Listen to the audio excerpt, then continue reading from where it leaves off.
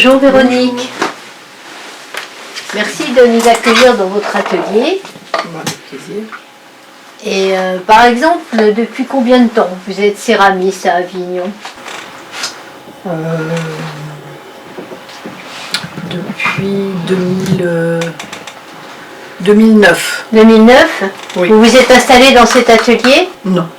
J'en avais un autre avant, en extramuros, beaucoup plus grand, mais sans boutique. Ah oui. Et la boutique, vous l'avez créée en même temps que vous installiez ici? C'est-à-dire qu'au départ, c'était une bouquinerie. Donc j'ai gardé une petite partie bouquinerie et ça fait 6 ans maintenant que je suis installée ici. D'accord. Et votre inspiration est tout à fait originale et onirique. Elle vient d'où, à votre avis? Beaucoup de l'enfance, le rêve, le monde du rêve, comme vous le dites, onirique, la forêt, les contes, en tout cas maintenant.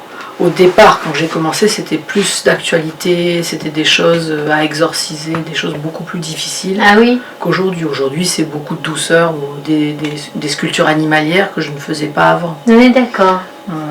Avant, c'était souvent des bustes ou des boîtes, des assemblages, mais rien à voir avec ce que je fais aujourd'hui. Ok.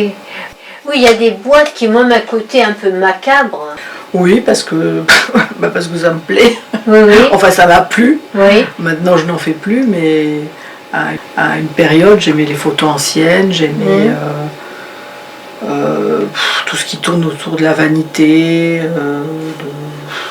je sais pas comment vous dire, des choses un peu hors normes, cabinet de curiosité, enfin voilà. Mais c'est tout à fait fascinant ces boîtes avec ces assemblages de choses qui évoquent plein de choses étranges, justement, des contes, des histoires un peu extraordinaires. Une partie des boîtes, c'est souvent un travail avec un thème. Oui.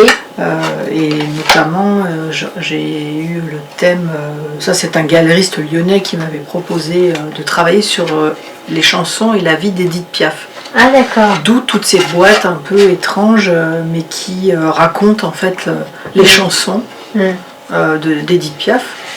Et puis quelques petites scénettes ou boîtes qui racontent sa vie avec Cerdan et sa vie avec Théo Sarapon, enfin voilà, quelques... D'accord. Enfin pour ce thème-là, à cette période-là, une petite période. Vous avez une formation de céramiste? Oui. Au départ, j'étais plutôt sur le dessin et la peinture, l'aquarelle, où j'ai pris pas mal de cours. À un moment donné, j'ai fait partie d'un atelier d'assemblage et de terre, mais à expression libre, plutôt d'art-thérapie, je dirais. Et après, je me suis formée chez des céramistes. J'ai pas fait une école classique où on fait d'abord 1 an de tour, un an de décor, ça j'avais pas envie. Donc je suis allée chez des privés qui formaient un peu, qui avaient de la formation professionnelle et qui m'ont formée à toutes les techniques de la céramique. Et maintenant vous-même vous donnez des cours? Oui, alors je donne des cours, ça fait déjà quelques années. Et dans une maison de jeunes à Altin-des-Palus. Et puis ici, dans mon atelier, l'atelier que j'avais avant. Et vous avez un médium préféré parmi toutes les terres possibles? Ouais, écoutez, j'aime bien la faïence. Je travaille beaucoup avec la faïence. Bon, j'aime bien le grès aussi. Mais finalement, c'est la faïence qui domine. Pourquoi? Parce que, en fait, j'ai appris avec la faïence. Ah oui. Donc, bêtement, je suis restée avec la faïence. Mais bon... Par exemple, l'année dernière, un mécène m'a commandé un personnage d'1,75 m. Là, je l'ai fait en grès, parce que c'était pour l'extérieur. Donc, là, il a fallu apprendre pas mal de choses, parce que le grès, j'avais moins l'habitude. Ah oui. Donc, voilà. La terre, c'est un des premiers moyens d'expression dans l'histoire. Ça remonte très très loin. C'est vrai. Et moi, dès que j'ai commencé la terre, Oh là là, c'était un monde magique. J'ouvrais la porte, c'était le jeudi, et ça y est, plus rien n'existait. C'était fou parce que c'est devenu tellement, comment dire, présent dans mon quotidien. Je travaillais, je pensais à ça, je notais des choses que je voulais faire. Ça avait pris tellement d'ampleur qu'après j'ai eu besoin de ne faire plus que ça. Donc c'était plus un petit loisir, quoi. Oui. Et la sculpture en cours, elle est copiée sur un animal réel. Oui, parce que ça c'est le chien de ma fille.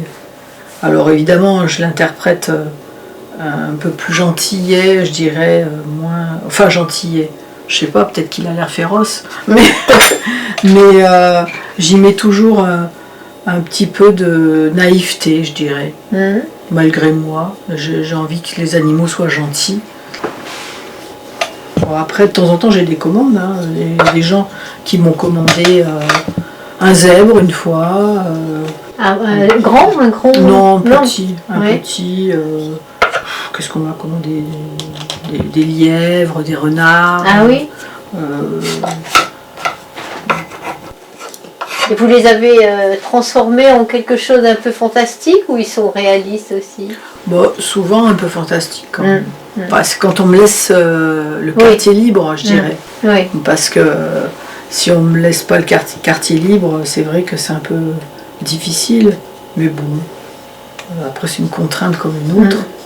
Mais et lui, je l'ai fait avec un emboîtement parce que je voulais que ce soit plus léger. Parce que déjà, dans la réalité, il fait quasiment 12 kilos à 3 mois et demi. Ah oui. C'est un petit monstre. On l'appelle la panthère à la maison. Et là, vous voyez, je vais vous déboîter sans faire de bêtises. Voilà. Là, j'ai fait un emboîtement. Ah d'accord. Tout à fait. Donc ça fait un peu moins lourd et ce sera plus facile. Mais bon, il rentre dans la hauteur dans le four, donc ça va. Mais le colosse que j'avais fait, il faisait 1m75, donc il rentrait pas. Et lui, il avait beaucoup d'emboîtements. Et vous avez un four, vous avez ce qu'il faut pour cuire après? Derrière vous. Jaune, c'est un four.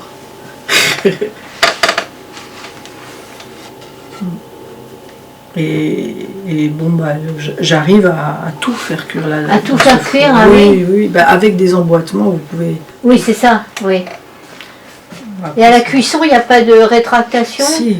Alors déjà, il y a un retrait de la terre au séchage.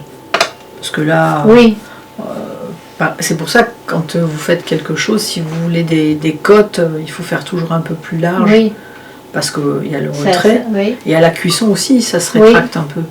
Donc, et surtout le grès, pire que la faïence. Ah oui? Oh là là, le grès, c'est incroyable. Presque 10% de retrait. Ah oui, quand même. Oui, c'est beaucoup. Alors, il faut vraiment anticiper. Oui, donc il faut prévoir. Il faut vraiment beaucoup prévoir. Alors que la faïence, bon voilà, ça reste aller un demi-centimètre ou 1 centimètre éventuellement à tout casser, mais c'est pas plus. Mais le grès, beaucoup. Et puis la porcelaine, n'en parlons pas, c'est pareil. Donc, est-ce que le surréalisme vous inspire aussi? Beaucoup. Beaucoup, bien oui, sûr. Il m'a beaucoup inspiré. Le premier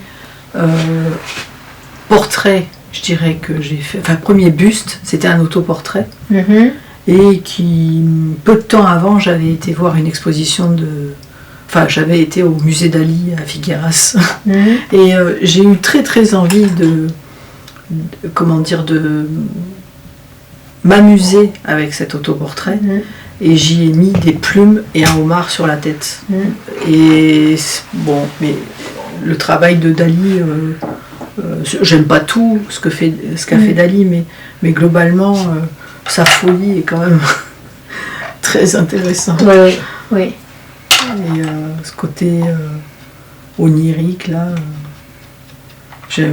ça correspond bien à ce que j'aime et à l'univers que j'ai envie Et vous avez fait des expositions? Oui, beaucoup. Beaucoup. Beaucoup de collectives pendant pas mal d'années, et après un petit peu plus de personnel. Et puis après, comme j'ai ma boutique, j'ai pas mal de commandes, entre guillemets. Et moi, j'expose encore un peu, j'ai des galeristes de temps en temps, Oui. avec qui je travaille, puis après j'arrête, puis après ça reprend, enfin ça dépend. Oui. Bon, puis là, là, je ne suis pas très loin de la retraite, donc du coup, je me dis que après la retraite, j'aurai peut-être plus la boutique, enfin à la retraite, et je continuerai peut-être à créer, mais à exposer ponctuellement, quoi. Soit dans des boutiques galeries, soit dans des galeries. On verra bien. Mais bon. On va pouvoir aller voir la boutique et donc vos autres œuvres. Ah ben oui, parce qu'alors là, il y en a.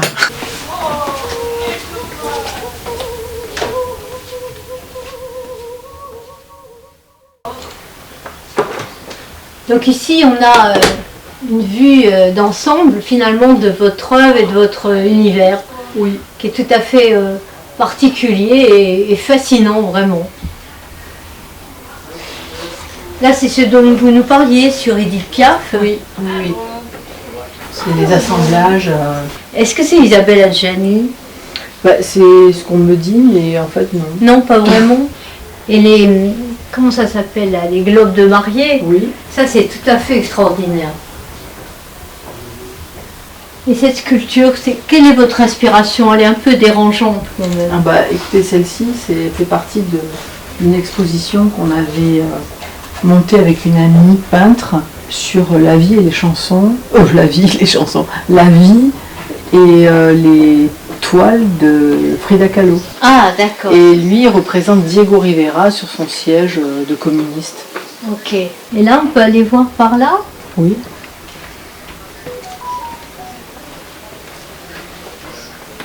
Ça sont des éléments qui vous parlent, qui vous assemblez comme ça, quand ça vous... Oui, ça m'a... J'avais des petites choses que j'avais glanées, plus ou moins, et je sais plus si j'avais acheté cette petite serre ou si on me l'avait donnée, je ne me rappelle plus. Et j'ai eu envie de faire cette petite composition. Voilà. J'aime bien explorer, faire des essais de mélange entre des émaux. C'est un émail mat avec un émail brillant. J'aime beaucoup ça. Ce qui est étonnant, c'est le côté réaliste des sculptures qui passent dans un autre univers tout d'un coup, qui sont comme dans un rêve. Oui, c'est ça, c'est ce que je cherche en fait. Cette sculpture qui est particulièrement étrange, est-ce qu'elle a une signification particulière? En fait, c'était une exposition qu'avait organisée Danielle Jacqui, la dame du Colossal d'Art Brut sur Aubagne. Et donc elle nous avait proposé le thème des divas. Ah. Et du coup j'ai interprété cette diva et je me suis inspirée de la Calas. D'accord. En plus ici c'est un paradis pour les lecteurs. Ah oui, c'est une bouquinerie qui existe depuis 40 ans. Depuis 40 ans? Merci beaucoup. Je vais voir la vitrine bleue, c'est très très beau.